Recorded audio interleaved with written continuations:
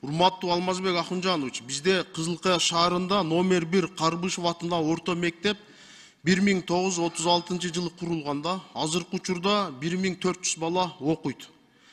Бул мектеп табигый кырсыктарга ар дайым учурайт. Сел акканда да биздин Кызылкая шаарында сел жүргөндө да бир топ кырсыктарга учураганда, азыркы күндө өтө бир коркунучтуу абалда турат, авариялык абалда турат да.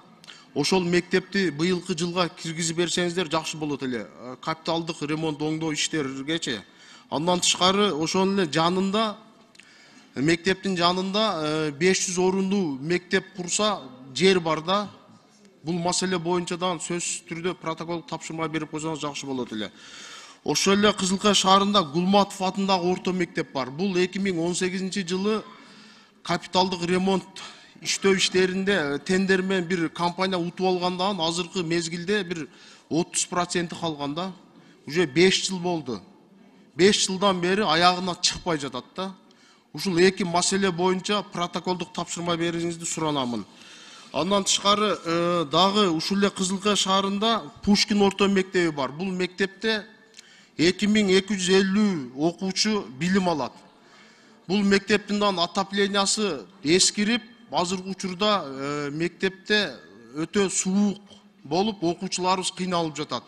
Буну дагы ушул жылдын капиталдык салымдар беренесине киргизип, ремонт жасаганга мен бул да суранып кетет элем. 3 маселе боюнча сөз түрдө тиешелүү министрликтерге протоколдук тапшырма берип койсоңуздар жакшы болот эле. 3 маселе боюнча Алмазбек Акунжанович. Андан тышкары мына өзүңүздөргө белгилүү болгондой, кечээ урматтуу биздин кесиптеш Жеңишбек Шермаматович бензиндин баасын көтөрүп айтты эле, азыркы учурда Ош шаарында 12 сом, 13 сомго бензиндин баасы ылдыйлап түшүптүр. Өткөн аптада биздин дагы бир кесиптеш Айбек Осмонов көмүрдү баасын 12 сомго чыгып кетти деди эле, 6 сомго түштү.